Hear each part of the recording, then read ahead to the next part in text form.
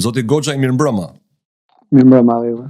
Ju falenderoj shumë që pranuat të jeni pjesë e këtij podcasti të parë në rrugën e krijimit të një televizioni web që unë shpresoj do të bëhet i mundur shumë shpejt në kanalin YouTube Okult.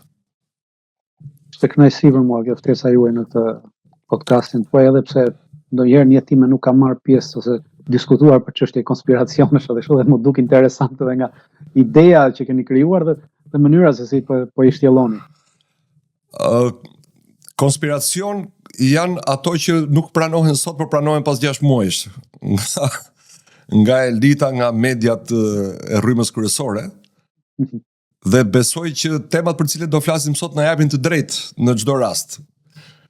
Kanë kaluar diçka më shumë se 2 vjet nga fillimi i asaj që disa e quajnë luftë, të tjerë e quajnë masakër në Gaza, ndërsa pas disa muajsh do të bëhen tashmë 4 vjet nga fillimi i luftës në Ukrainë.